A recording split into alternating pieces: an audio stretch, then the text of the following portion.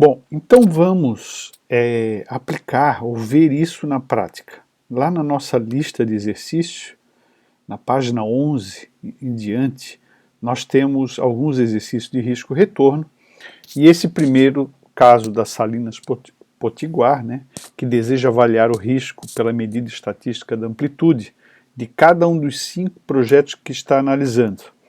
Então eles fizeram essas estimativas, e o projeto A, por exemplo, ele apresenta uma expectativa de retorno de 14%, num cenário pessimista, no mais provável 16%, e no otimista de 18%. Então,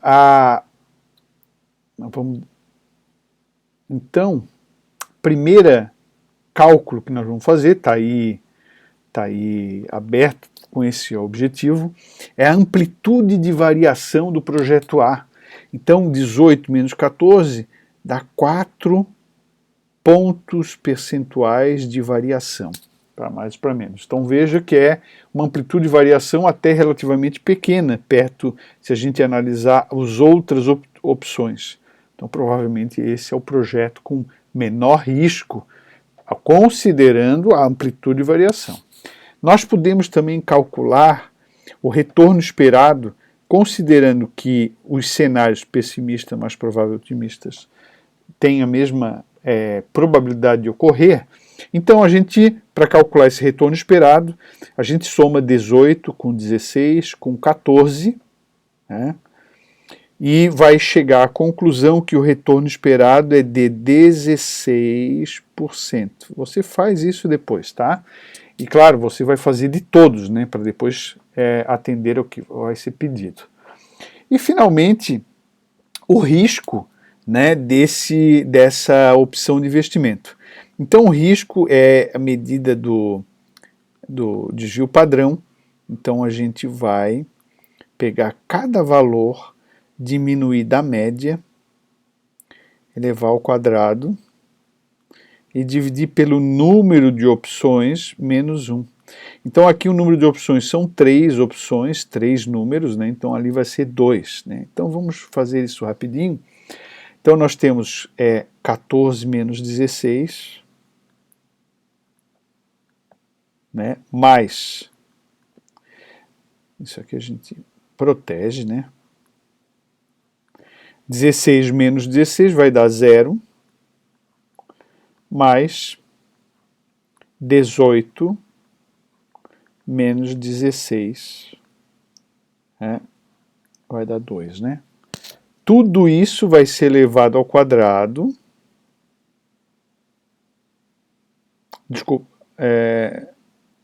Desculpa, cada um desses é elevado ao quadrado.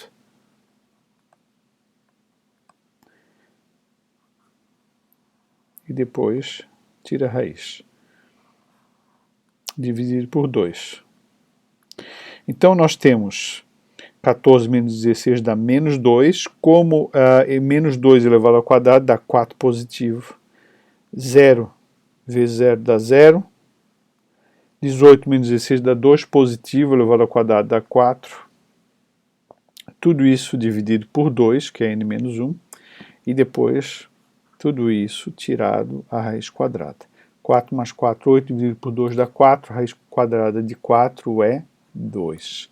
Então, o risco é 2. Opa!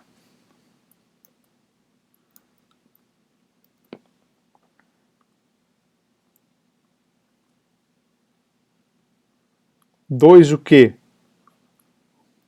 2 a unidade que está representada aqui, que é 2% de retorno. 2% de retorno. Esse risco a gente chama de risco absoluto, né?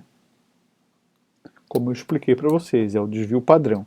A gente pode calcular o tal do coeficiente de variação, que a gente relativiza o risco. Então vamos colocar uma linha aqui, risco relativo. Nesse caso aqui, é o desvio padrão dividido pelo retorno médio, retorno esperado, média de retorno. Nesse caso, o desvio padrão nós já calculamos é 2, e o retorno esperado é 16. Isso vai dar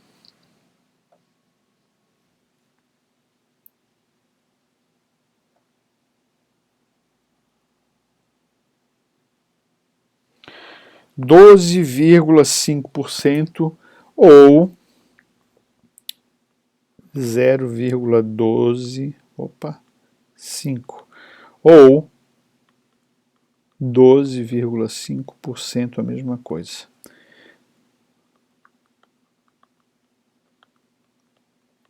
Ou seja,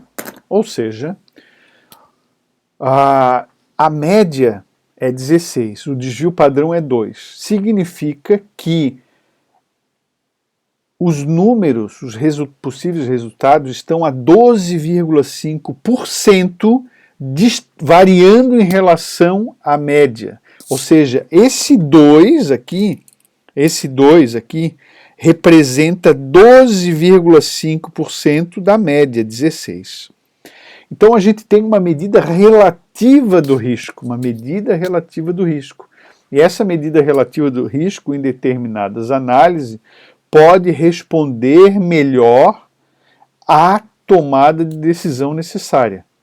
Então vocês vão encontrar, por exemplo, essa situação no exercício seguinte, que é esse exercício 2 aqui, em que você tem vários coeficientes de variação, você tem vários desvio padrão e você tem vários valores esperados. Então aqui, valor esperado de retorno, é o retorno médio. Você tem o desvio padrão, que é o risco absoluto. E você tem o coeficiente de variação, que é o risco relativo.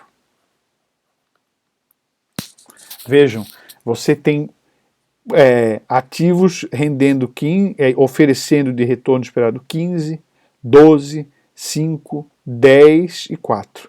Então você consegue enxergar que o ativo 15 é o ativo que oferece o maior retorno.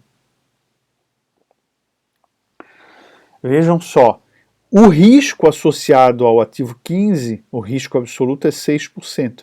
Ou seja, ele representa 0,4 ou 40% da média.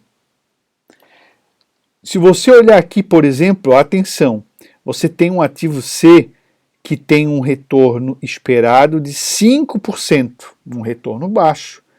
Ah, professor, mas o risco também é baixo. Mas olhe, ele é baixo, mas ele representa 0,5% da média.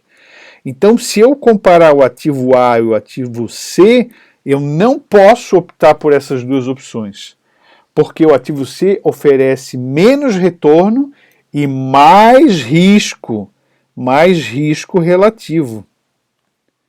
Né? Você poderia cair na tentação de comparar o risco absoluto de um e de outro, que aliás o ativo C é bem baixo, 2,5, mas você não pode esquecer que ele é 2,5 em 5, ou seja, a média de retorno é 5 e o desvio padrão desse retorno é 2,5 para cima, 2,5 para baixo, 2,5 para cima, 2,5 para baixo.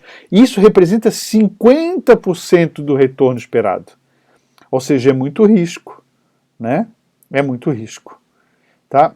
É óbvio que eu não vou resolver essa questão, eu quero que vocês tentem fazer, por isso eu usei só essa comparação do ativo A e do ativo C, tá? Na aula síncrona, nós vamos tirar as eventuais dúvidas sobre isso, sobre o resultado desses dois exercícios que acabamos de explicar, tá? Então, no próximo vídeo, nós vamos falar sobre carteiras de investimento.